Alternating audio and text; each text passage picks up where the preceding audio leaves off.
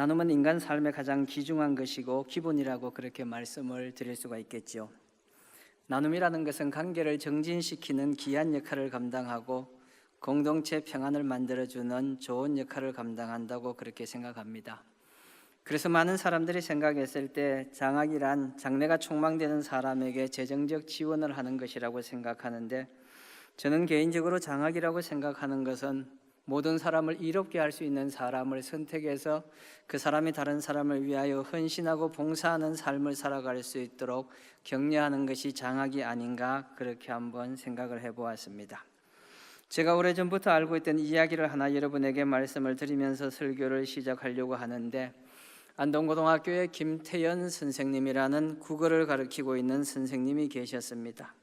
이분은 학생들을 무척 사랑하고 학생들에게 사랑을 아끼지 않는 열정을 가지고 있는 선생님이었는데, 이 선생님이 근무하고 있을 때 그 주변에 있는 시골의 한 중학교 학생이 고등학교를 진학하게 되었습니다. 그때는 고등학교를 진학할 때는 다 시험을 쳐야 되기 때문에 안동고등학교 가가지고 시험을 쳤는데, 여러분이 잘 모르시겠지만 안동고등학교는 경상북도에서는 가장 명문고등학교라고 해서 누구나 들어가기를 원하는 학교였습니다. 시골에서 어렵게 자란 이 중학생이 안동고등학교 가가지고 시험을 치고 합격을 하게 되었습니다. 합격은 하게 되었는데 등록금을 내고 입학을 해야 되는데 등록금을 낼 만한 여유가 없었습니다. 그래서 여러 가지 고민을 하다가 그 아이의 아버지가, 학생의 아버지가 이 학생을 데리고 안동고등학교로 찾아가게 되었습니다. 집에서 가져갈 거라고는 달걀 몇 개밖에 없는데 그 꾸러미를 만들어 가지고 10개의 달걀을 가지고는 학교로 찾아가서 안동고등학교에서 국어를 가르치고 있는 김태연 선생님을 좀 만나고 싶다고 이야기했습니다. 그래서 김태연 선생님을 만나게 되었는데, 그 선생님을 만나서 우리 가정이 얼마나 어렵고 힘들다는 것, 우리 아들이 공부를 하고 싶은 마음을 가지고 있지만 공부를 하기에는 정말로 환경이 좋지 않으니까 선생님께서 좀 첫 번째 학비만 내주시면은, 등록금만 좀 대어주신다고 한다면은 우리 아들이 잘 공부할 수 있다고 그렇게 부탁을 하게 되었습니다. 이 선생님이 늘 남을 도와주기를 좋아하는 분이고 오지랖이 넓어서 많은 사람들에게 사랑을 베푸는 분이었기 때문에 절기하는 마음으로, 기쁜 마음으로 그 학생의 입학 성적을 살펴보고 난 다음에 제가 등록금을 대줄 테니까 걱정하지 마세요 하고 이 학생의 등록금을 대주었습니다. 1학년에 입학해서 공부를 열심히 하여 1학년이 끝나고 2학년이 끝나고 3학년이 끝나게 되었습니다. 물론 그 3년이라는 긴 시간 동안 이 김태연 선생님은 그 학생의 모든 등록금을 다 대주게 되었습니다. 3년을 다 끝내고 난 다음에 이 학생이 대학을 들어가야 되는데, 대학을 들어가는 과정 속에도 여전히 등록금을 납부하는데 문제가 있으니까 지도했던 김태연 선생님이 이 학생을 불러서 말하기를, 너는 가정 형편이 어렵고 힘이 드니까 육군사관학교를 들어가라. 육군사관학교를 들어가게 되면은 등록금을 낼 필요가 없고 또 옷이라든지 필요한 것, 용돈까지도 준다고 하니까 육군사관학교를 들어가라고 그렇게 말했습니다. 그리고 난 다음에 이 학생이 선생님의 말을 따라서 육군사관학교를 들어갔어요. 육군사관학교를 들어가서 열심히 공부해서 이제 임관하고 난 다음에 소위계급장을 달고 시간이 지나면서 진급을 하게 되었습니다. 드디어 대령의 계급장을 달고 난 다음 이제 장군으로 승진하는 그런 놀라운 역사가 나타났어요. 장군으로 승진할 그 시점에 별 하나를 달고 있을 때 자기 모교 안동고등학교에 다시 김태연 선생님이 돌아와서 교장 선생님으로 재직을 하고 있었습니다. 그가 청와대에서 첫 번째 주는 별을 달고 난 다음에 가장 먼저 안동으로 내려가 가지고는 자기에게 고등학교 3년 동안 자기를 돌봐주고 사랑해 주었던 김태연 선생님에게 가서 큰 절을 올리면서 모자를 벗어서 선생님 앞에 놓았습니다.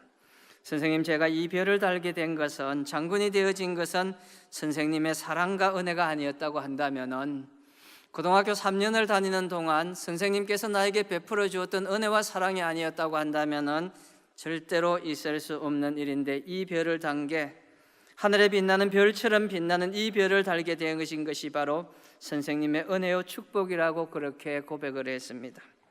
그리고 난 다음에 시간이 좀 더 지나고 난 다음에 교장 선생님은 은퇴를 하게 되었습니다. 두 번째 승진을 하게 되어서 이제 소장이 되었습니다. 별 2개를 달게 되었습니다.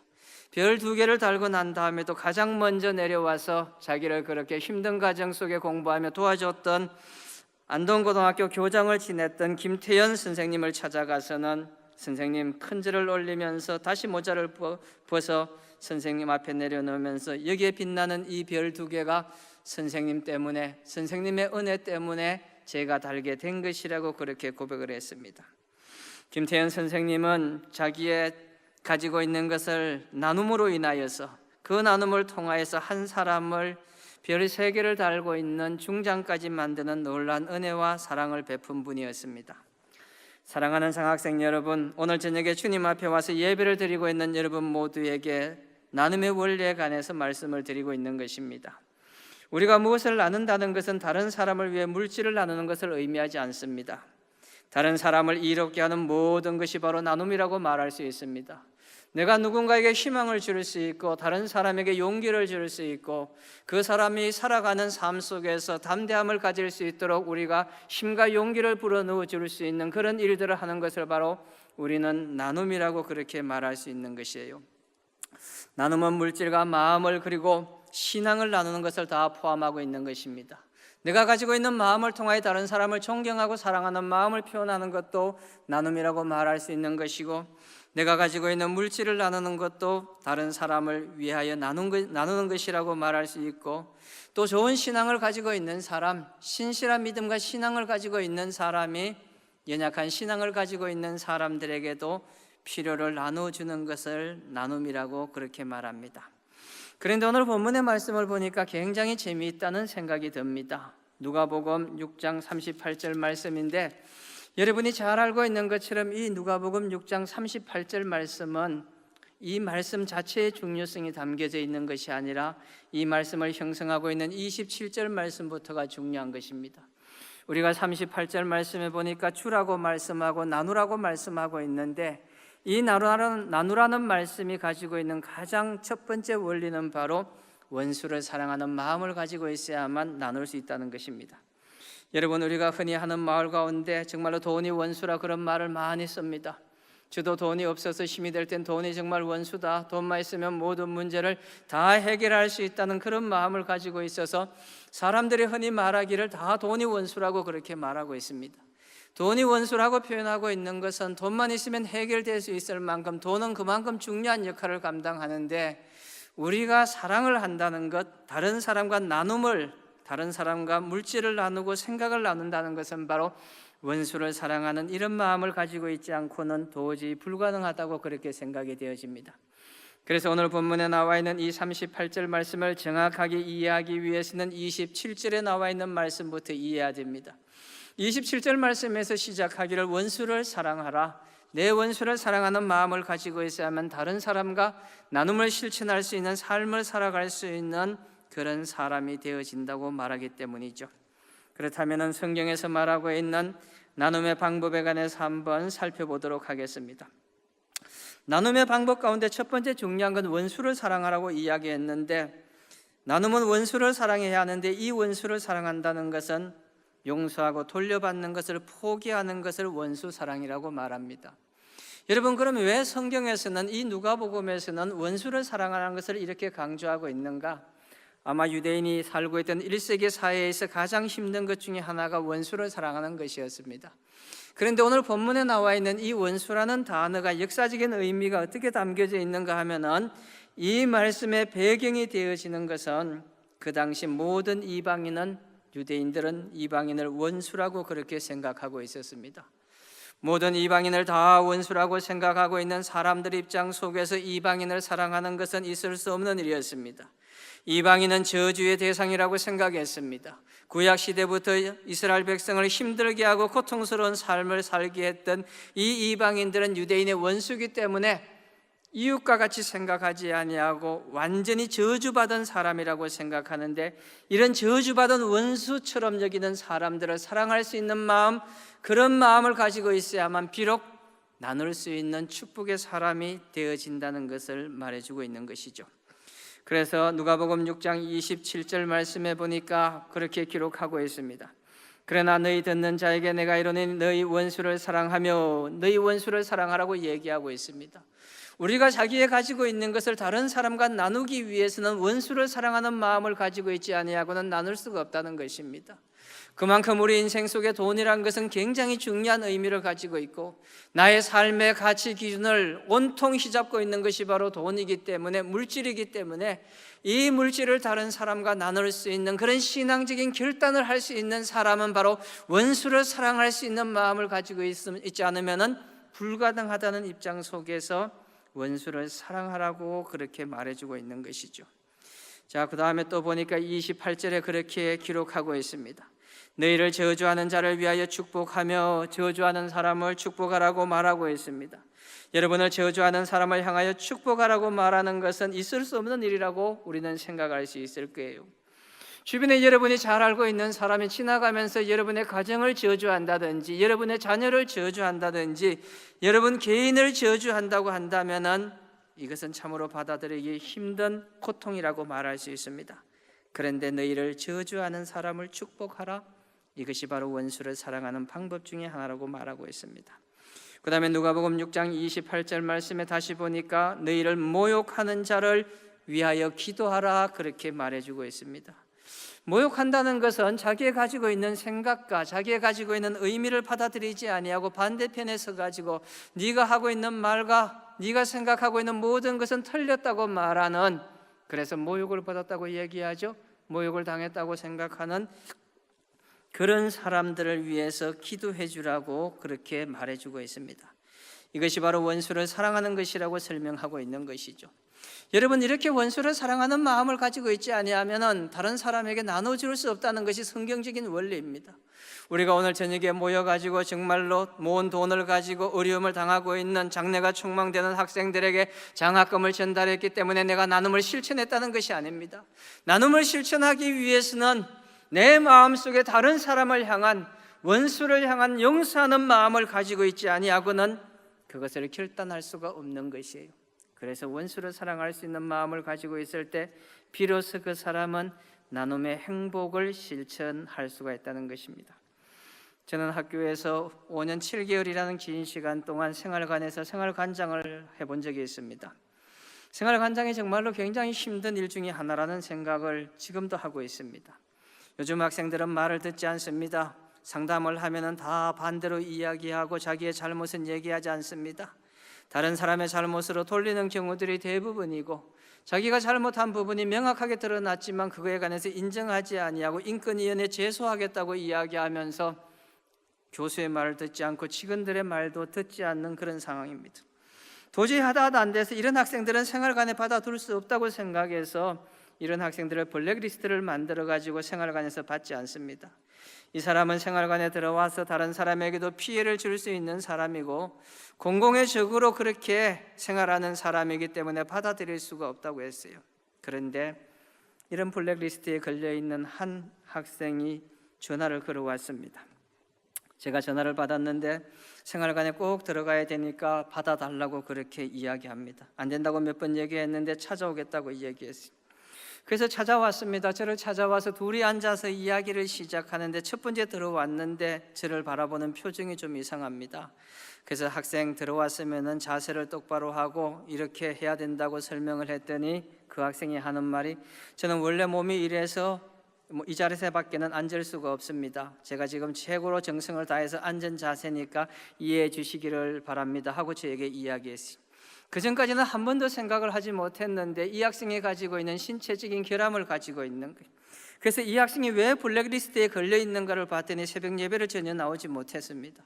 새벽 예배를 나오지 못하고 그 외에 단체 생활을 하는데 여러 가지 문제점을 가지고 있어서 사무실에서 이 학생은 도저히 학교에서 생활관에서 같이 생활할 수 없는 학생이라고 그렇게 결정을 내려놓은 것이었습니다.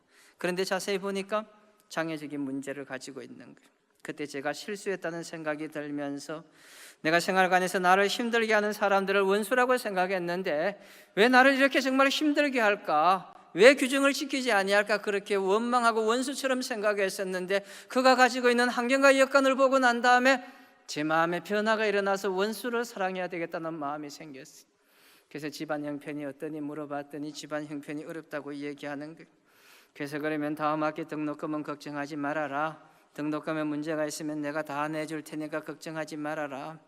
생활감비는 낼 수 있느냐고 물어보니까 생활감비도 못 내겠다고 얘기하는 거예요. 그런데 우리 가정 형편으로 봐서는 어머니밖에 없는, 또 위에 형도 있고 밑에 동생도 있어서 생활감비 내기도 굉장히 힘들다고 얘기하는 거예요. 그래, 그러면 내가 낼 테니까 그것도 걱정하지 말아라.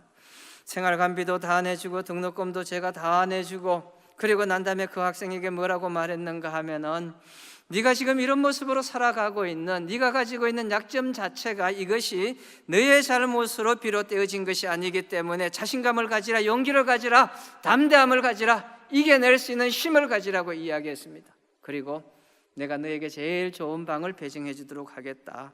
이거는 불법을 쓰는 것이 아니고 네가 가지고 있는 문제를 해결할 수 있도록 제일 좋은 곳을 주겠다고 이야기해서 그 학생을 그렇게 해서 졸업을 시켰습니다.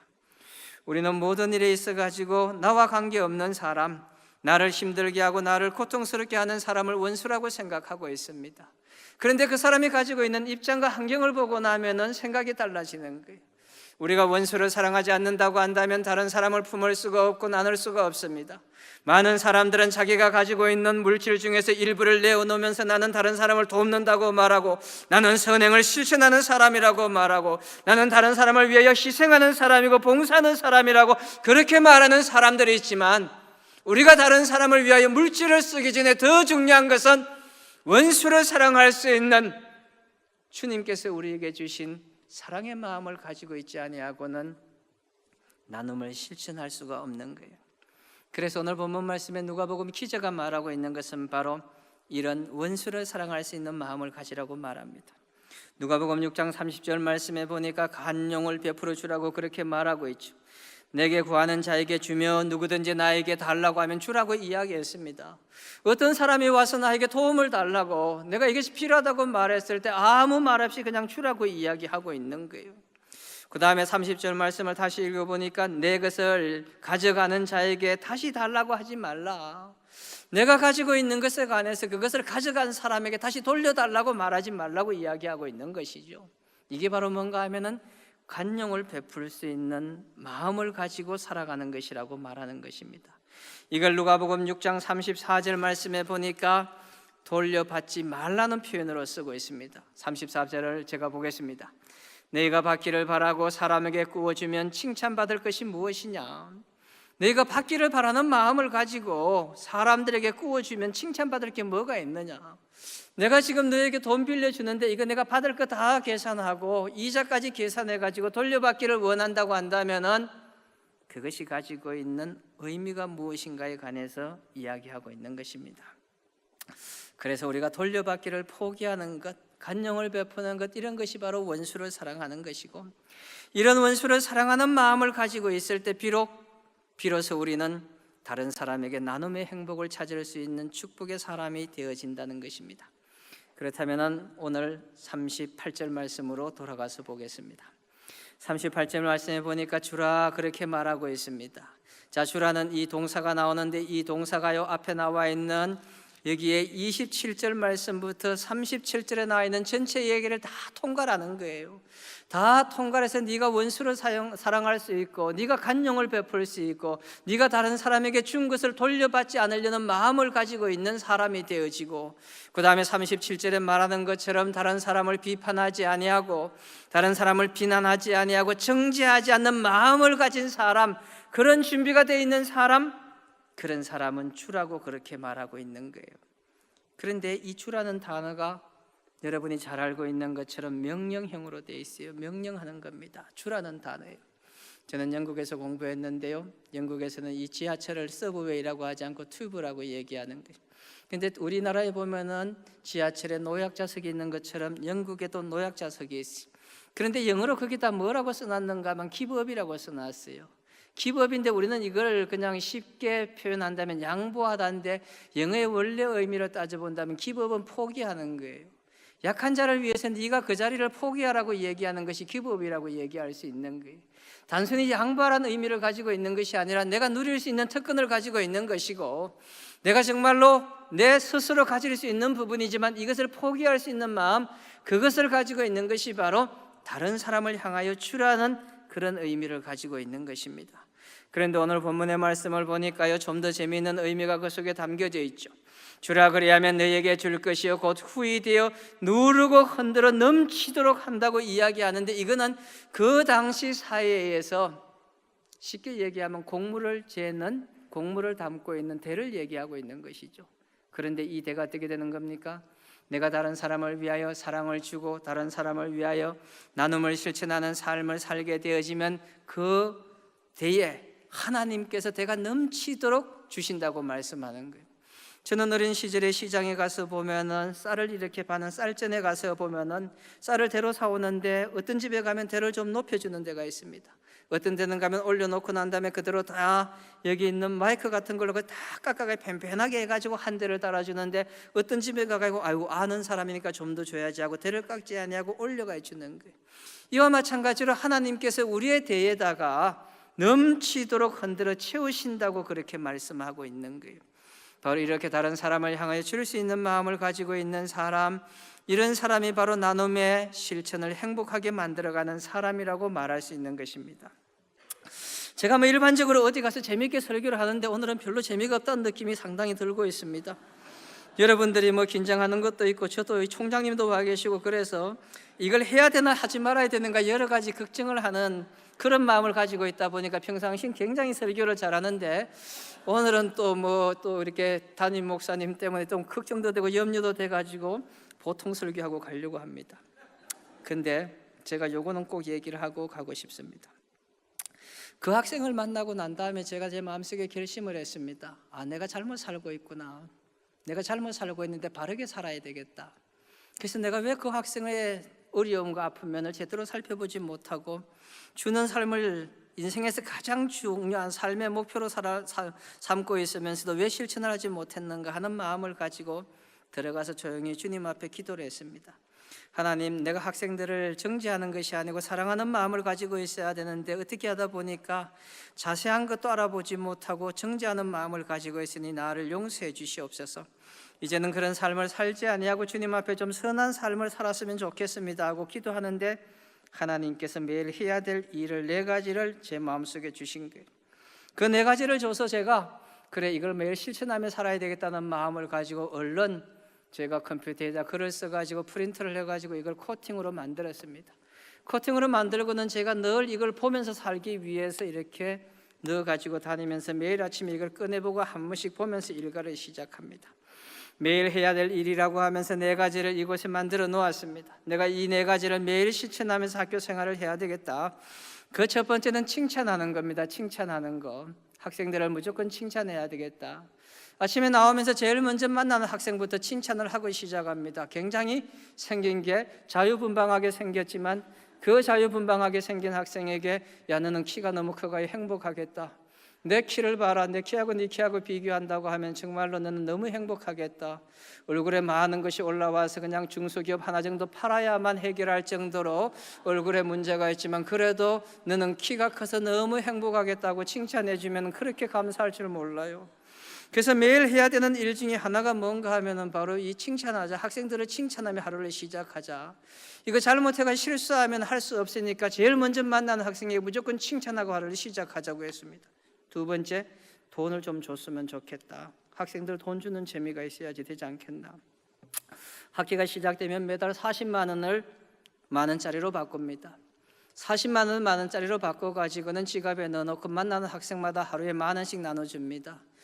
너 정말로 오늘 보니까 잘생겼는데 머리도 잘 다듬어놨는데 화장도 잘했는데 야 만 원 정도면 오늘 가서 점심 먹고 재밌게 지낼 수 있겠지 하고 만 원 건네주면 깜짝 놀라가지고 봅니다. 아니 어떻게 이런 일이 날 수 있는가? 왜 실실 가다가 교수님이 나에게 돈을 주지? 그런데 이게 첫 번째는 그렇게 되던데 그 다음부터는 학생들이 저만 가면은 제 앞으로 오기 시작합니다. 그냥 막 지나가다 그 다음부터는 그냥 가지 않냐고 오늘 만 원이 누구에게 돌아갈 것인가를 생각하면서 그냥 막 제 앞으로 오기 시작하는 거예요. 그런데 만 원의 기회는 하루에 한 번밖에 없다는 사실을 학생들이 잘 몰라서 오해를 하는 것이 있습니다. 그래서 오전 되면 학생들이 제 앞으로 막 몰리는데 오후가 되면 이미 만 원이 나갔다는 사실을 알기 때문에 잘 안 오더라고요. 한 번은 생활관에 있으면서 면담을 하다가 급하게 뛰어갔어요. 그날은 만 원을 쓰지 않은 날이었습니다. 만 원을 쓰지 않고 막 급하게 수업 때문에 자유관으로 뛰어갔는데 뛰어가다 보니까 신대원 학생이 애를 안고 내려오는 거예요. 신대원 학생이 애를 안고 오면 저는 무조건 돈을 줍니다. 왜 주는가 하면은 이게 부부가 공부하면서 애 볼 시간이 안 돼서 남편이 수업 들어가면 아내가 보고 있고 아내가 수업 들어가면 남편이 보고 있고 이렇게 애를 보면서 그렇게 공부를 하고 있으니 너무 안타까워서 무조건 10,000원을 줍니다. 지갑을 항상 학기가 시작되어지면 50,000원짜리를 뒤에다 2장을 꽂고 나머지 10,000원짜리를 앞에다 꼽습니다. 이 10,000원짜리 나눠줄 때는 10,000원짜리 줘야 되고 50,000원짜리 줄 때는 50,000원짜리 줘야 되는데 그날도 수업을 하기 위하여 뛰어가는데 계단을 뛰어 올라가는데 애를 안고 내려오는 거예요. 이 돈 10,000원을 주는데 제가 10,000원을 주는 의미는 아이스크림 사주라고 하지만 그 돈 받아가 아이스크림 사주는 부모는 절대 없습니다. 그 돈 그대로 빼앗아 가지고 반찬 사지 절대로 그렇지 않습니다.